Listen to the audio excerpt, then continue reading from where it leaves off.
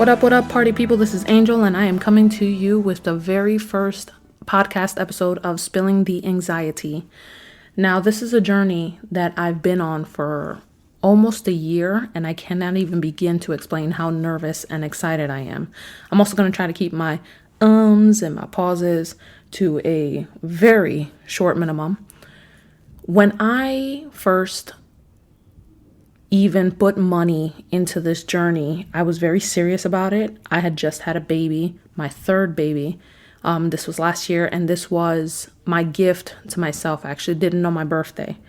I opened up the domain, I opened up the website, I started designing it, and due to a whole variety of factors that had absolutely nothing to do with the pandemic, believe it or not, things got sidetracked. And now I am here and I am ready to take this journey, and I hope you guys are ready to take it with me. So we're going to take a short break, and when I come back, we're going to jump into our topics for the day. Thanks for listening and stay tuned. And we are back from break. So before I even jump into what this podcast is going to be about, how this ties into my website, into my blogging, what are the goals for everything that I want to do here, I think it's important that I introduce a little bit about myself. My name is Angel, and I grew up in Bronx, New York, which is obviously the best city in the entire United States. I am going to be 27 in 2 weeks. It is a very young age. Or, I guess if you're sprouting gray hairs like me, it doesn't feel that young at all. There was a point in time where I always was the youngest person in every situation. I know it sounds obvious. There's always going to be a youngest person in the room, but I've always been ahead of my time, and I've always been doing things that are ahead of my time. So I took pride in me being the youngest person in anything that I was doing. And as the years are climbing up there, I realized there are younger people doing a lot more than I am right now, which kind of ties into what I was doing here. I felt embarrassed about my lack of progress at my age, and I think that's because I'm harder on myself than everybody else is, which everybody is guilty of. But I was exceptionally hard on myself because I have this thirst and this drive to be everything that I can be. I'm not even a monetary or a material kind of person, but there is this need that I have to just say, I did it. And I think that that's what really drove my journey here. So I am going to be 27 years old, and I am the mother of 3 very beautiful children. And I know everybody says that their children are like the cutest thing ever, but my children literally could beat out your children. And that's okay. We can talk about that here too, because this is a safe space. My children are virtually the light of my life. And they're not virtually the light of my life. They are the light of my life.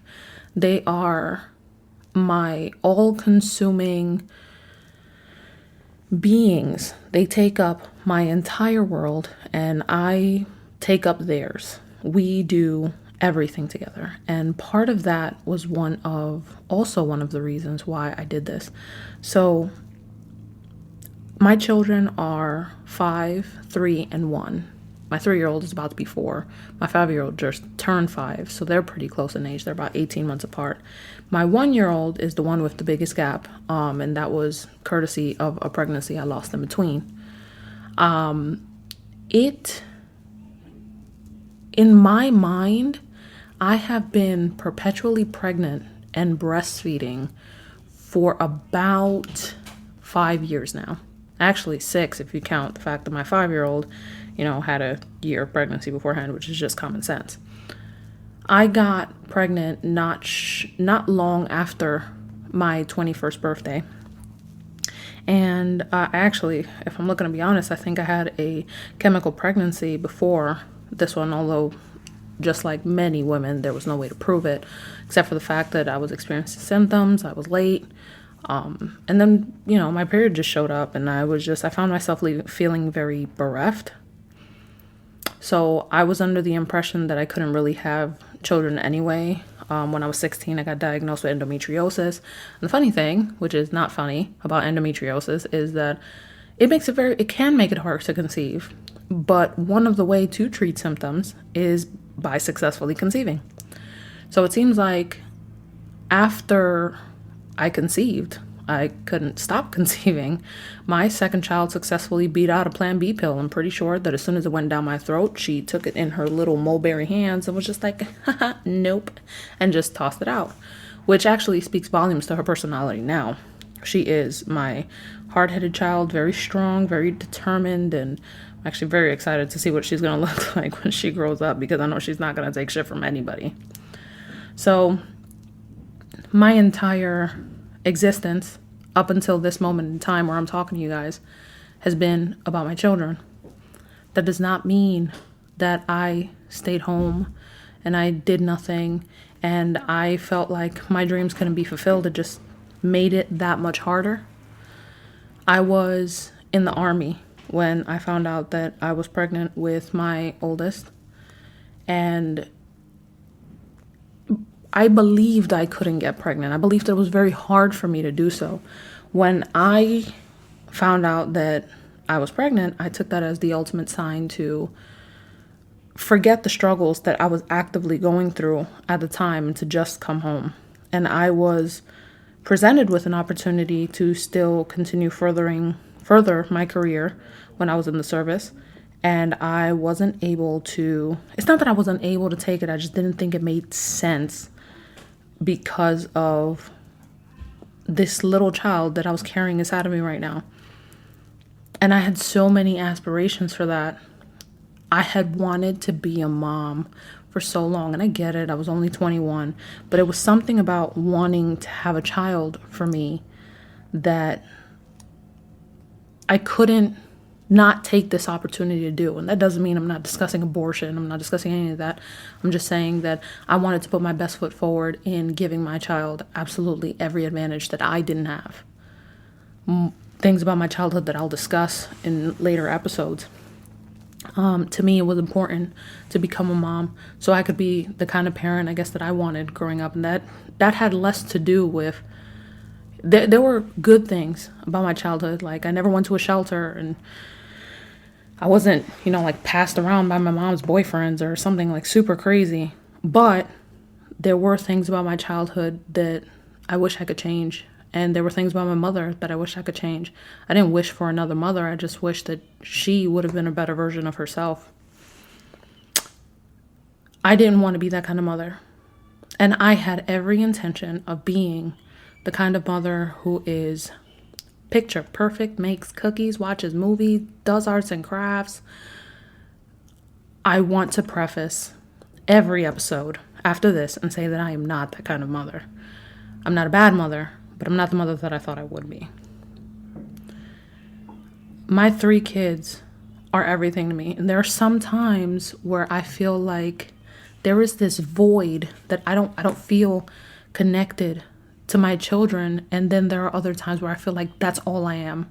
I could look at my daughter's face and just know she has to use the bathroom. She's not wiggling. She's not moving any of that. And I just know she has to go. I know when they're hungry. I know what they would like. I know what they don't like. I know what they're in the mood for. I know what every attitude is about. I know my children inside and out. But I don't feel connected in the sense that sometimes the idea of believing that I am their parent is mind-blowing. Because again, I'm only 26. I'm about to be 27.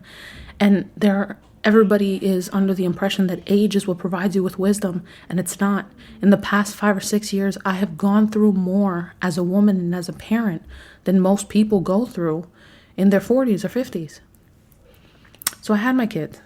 And when I came home and I was still pregnant with Adriana, who is my oldest, I went to school to finish my medical administration degree that I was 1 semester short of before I left to the service. I finished it when I was about 7 months pregnant with her, and by that time it was just not really a good place for employment. So I was kind of just sitting, hanging around, waiting for the birth of my child, and I didn't know what to do, and it was a very hard situation because money was hard to come by. And I would be lying if I said that everything was, stellar in the way that it was supposed to be with me and her dad. That's not even talking about relationship-wise, but just even, money. I guess we weren't prepared, and it was scary because we were having a baby soon. So fast forward to her being about 4 or 5 months, I decided to go back to school to finish my bachelor's, and I wanted to go to a different school. I felt like I had gone to my previous school as an entirely different person. Even when I went after I got back from the service, it just didn't feel the same. I was not the same person. I had changed so much, and I was about to become a parent. So it didn't feel right. And then when I finally did become a parent, I was just like, I can't go here. So I decided to go to another college. And my time there was, at first I decided to do psychology as a major. Psychology? Psychiatry? Listen, I don't even know the difference, to be honest. I just know I was doing something with the mind, and it was not good for me because I am not a very black and white kind of person. And then I start analyzing my own problems, and it just gets to be way too intense. So I decided to switch over to recreation education, which worked out well for me. It wasn't something that I can lie to you and say that I've used. It is literally a degree in fun and studying fun. I got pregnant the following year, and not even the following year, maybe 6 months into my time there, and it was awful because now I had basically 2 children on my hands. I didn't even have my bachelor's yet, and it was intense. I could feel the anxiety eating away at me. But up until then, courtesy of my time in the service, I'd still done a better job of containing that anxiety and compartmentalizing it than I did before. But I could see myself deteriorating. I do not like to give up. So naturally, I kept pushing and I ignored the anxiety. I got a job doing work study. It was exhausting. I spent all of my time. I went to school and I was working up until the very day I gave birth, which was at 41 weeks pregnant. I just kept going to school. After I gave birth to Jamila, I actually didn't even skip a beat with classes. I knew that I was going to give birth that semester, so I piled on all my classes onto a Saturday, and the rest I did online. I ended up doing a midterm when I was in the hospital with her after I had just given birth. And then I went to school with her every single Saturday. I brought her with me into school for the rest of the semester. That just shows you how much I hate quitting. But I wish I had quit, to be honest. School just wasn't for me. It still isn't for me. I'm very good at dealing with it, but it's not something that I guess I felt like I should have done. I don't know where my life would be right now had I not gone to school. It opened up a bunch of opportunities for me, including work, but it didn't do much else for me otherwise. If anything, it created more problems. And it had nothing to do with school. It had everything to do with the kind of person that I was. But fast forward, I finished school. I didn't get to graduate because of the pandemic, or I did graduate, but I didn't get to have a ceremony, which I don't think I would have attended anyway. And I started feeling this urge, it was like a weight on my shoulders, the feeling of needing to go to work every day, being monotonous. And I wanted to get back into my writing because since my kids were born, I hadn't picked up a book. I hadn't read anything. Pencils felt foreign in my hands. And it was disappointing to me. All it was doing was fueling my anxiety. When I was older and when I was getting older and I was going through issues, writing was my thing. And I couldn't do that anymore because my time was literally consumed into being a parent. It wasn't a fair ask of myself. But I was going through so much that I couldn't find it in me to do so. And I didn't know where to go and I didn't know who to talk to. I was seeing a therapist and he was great, but you get to this realization that eventually you start talking about the same shit week after week, and they're not geared to give you the advice. It's like, girl, you should just do this with your life. They got to stay neutral. And to be honest, outside of the clock, they don't really care about you. And that hit me, and it got me so mad because I'm like, I'm so invested in talking to this person every week just so I can say the things that I don't want to say out loud. And they could care less. They move on to the next patient, and the next patient maybe has worse problems, which you really